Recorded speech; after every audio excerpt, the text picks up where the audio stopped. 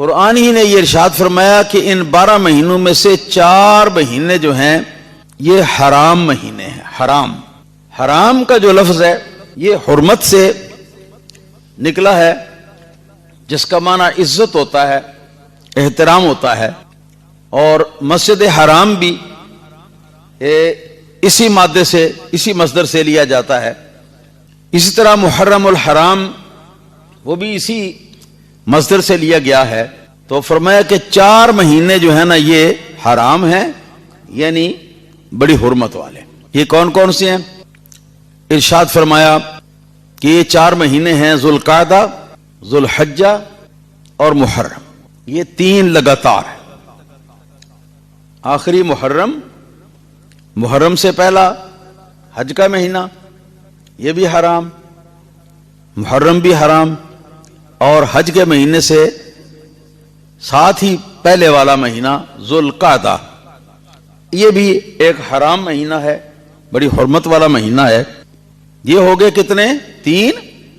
فرمایا تھا کہ 4 ان میں سے حرمت والے مہینے، زیادہ حرمت والے، تو 3 یہ ہو گئے.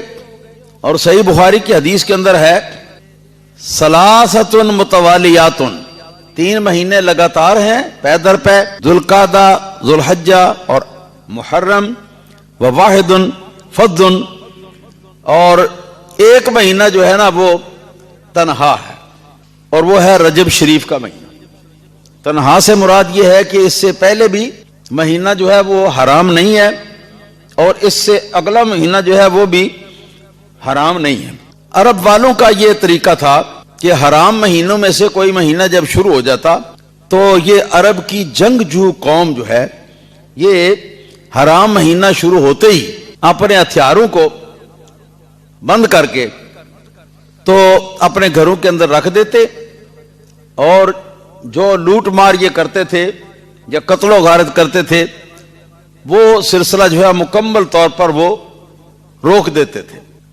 یہاں تک کہ اگر کسی شخص کے باپ کا قاتل جو ہو اور اس کو سال بھر سے وہ آدمی تلاش کر رہا ہو کہ کہیں مجھے مل جائے تاکہ میں اس کو مار کر اپنے باپ کا بدلہ لے لوں، یہ عرب والوں کا رواج تھا، مگر وہ نہیں ملا اور آگے آ گیا حرام مہینہ. تو حرام مہینے کے اندر اگر باپ کا قاتل جو ہے بالکل آدمی کے سامنے بھی آ جاتا تو وہ آدمی جرأت نہ کرتا اس کے اوپر حملہ آور ہونے.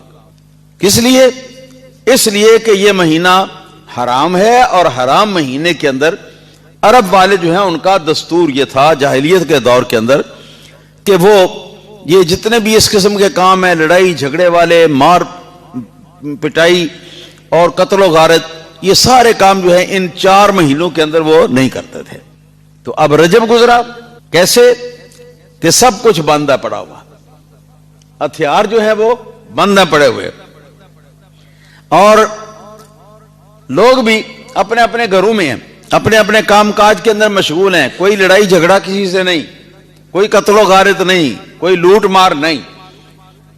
اور جو ہی یہ رجب کا مہینہ 29 دن یا 30 دن پورا ہو گیا اور اس سے اگلے مہینے یعنی شعبان کا چاند دکھائی دیا تو اس کے ساتھ ہی اپنے گھروں میں سے ہتھیار انہوں نے لیے، اور ہتھیار لے کر تو اپنی اپنی پوزیشنوں پر جہاں جہاں جگہ وہ ہوتی، جہاں سے چھوڑ کے آئے ہوتے تو اپنی اپنی پوزیشنیں وہاں پر جا کے وہ لے لیتے اور اپنا پھر وہی کام شروع کر دیتے. تو چونکہ رجب کے مہینے کے اندر لوگ اپنے گھروں میں گھسے رہتے تھے، رجب کا مہینہ ختم ہونے کے بعد یہ جو چاند آگے آنے والا ہے اس چاند کے اندر وہ اپنے گھروں سے باہر نکل کر پھیل جاتے اور اپنا جو ان کا کام تھا قتل و غارت کرنا اور لڑائی جھگڑا، اس کام کے اندر وہ مصروف ہو جاتے تھے. تو اس وجہ سے شعبان کا مہینہ جو ہے اس کا نام شعبان رکھا گیا ہے کہ اس مہینے کے اندر لوگ جو اپنے اپنے گھروں کے اندر بند ہوتے تھے، محبوس ہوتے تھے اپنے اپنے گھروں کے اندر، تو وہ اب اپنے گھروں سے نکل کر باہر تو وہ اپنے وہ سابقہ جو ان کے کام کاج ہیں ان کاموں کے اندر وہ چلے جاتے. اور کام کاج ان کے زیادہ تر یہی تھے، لوٹ مار کرنا، قتل و غارت کرنا، یا پھر یہ کہ جن لوگوں کے ساتھ ان کا مقابلہ چل رہا ہوتا ان کے ساتھ لڑائی کرنا. تو اس لیے بھی اس کا نام شعبان رکھا ہے کہ جس مہینے کے اندر لوگ جو ہیں وہ باہر نکل کر پھیل جاتے ہیں.